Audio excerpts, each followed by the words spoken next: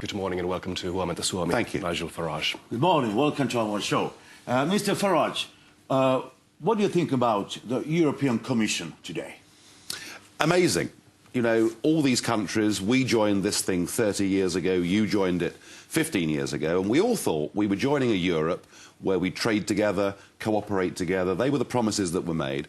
And now we find we have a European Commission, unelected by the people, unremovable, and they are the government of Europe. Most of the laws that are made in your country every year come directly from those unelected European commissioners. And what's happening in every country in Europe is the politicians are going in this direction, wanting more and more power, and the people are saying, what's going on? What's happened to our democracy? So there is a big gap that is opening up. That was very critical. On the other hand, I think it would be very interesting to hear you say something positive about the European Union. Can you name 3 positive things?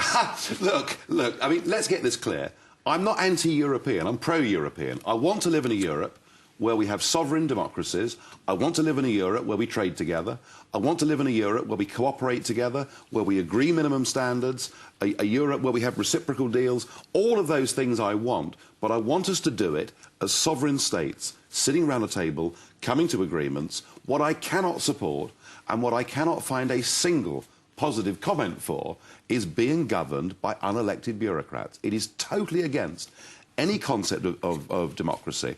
And you get to a point where when you have your own general elections in Finland or anywhere else, it actually becomes irrelevant who you vote for, irrelevant who becomes your government, because the big laws are made by people that you can't vote for and remove. So let's have Europe, yes, but not this European Union, not political union. But, Mr. Farage, if we want a good Europe, you know, the powerful Europe, I think so. Of course, we're going to have some strong government, just like Commission. Well, what do you say about that? Well, do you want democracy or not? I mean, you can argue for strong government. Yes, I live in democracy country now. I think so. I'm not sure you do, actually, because what we've done, all of us have done, is we've given away. No one told us, but we've given our democracy away to the institutions of the European Union. I mean, look, 75% of the laws that are made in Britain every year are not made by the British government, are not made by people that we vote for. They're made by European commissioners. I mean, it's an incredible thing that's happened to us. Our democracy, our freedom has been taken away from us. So what is the realistic alternative you are offering? Yes.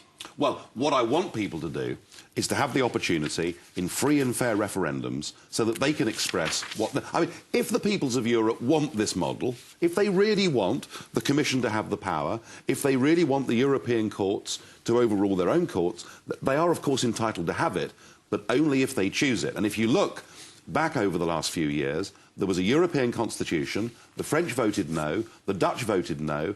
That should have been the end of it. But, of course, what they did is they rebranded it as the Lisbon Treaty. One country had a referendum, that was Ireland. They said no, and they were forced to vote again.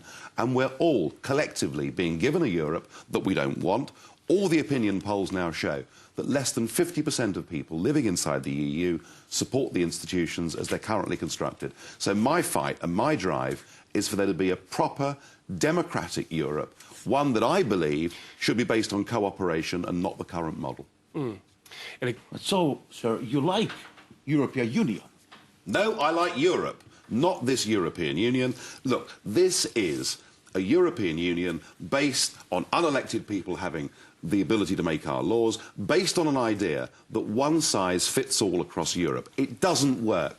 And we're seeing that right now with the euro. Different countries forced together in a euro, the southern fringe now being pushed into desperate poverty, being pushed into a massive deflationary spiral, and people like you having to pay the bill. It does not work. But I want one thing, because we have European Parliament. You're a member of the Parliament. Yes. But how is this? Is it the democracy? It's very clever. I mean, the reason for having a European Parliament is so we can say to the people of Europe, oh, look, it's democratic. Look, the European Parliament is the first parliament that's been created in the history of mankind that cannot propose legislation and cannot repeal legislation. All the European Parliament can do is take proposals that come from the European Commission, we can amend them a bit, we can delay them a bit, but the government of Europe is the European Commission. It does not come from the European Parliament. So the democratic element in all of this is absolutely tiny, and far bigger than that and more important than that is even when countries do express their opinion in referendums and say no, they ignore the result and push on. We're up against a fanatical drive to build a United States of Europe, and I don't believe the people of Britain or Finland want it. Very briefly now, what's the best thing to happen next?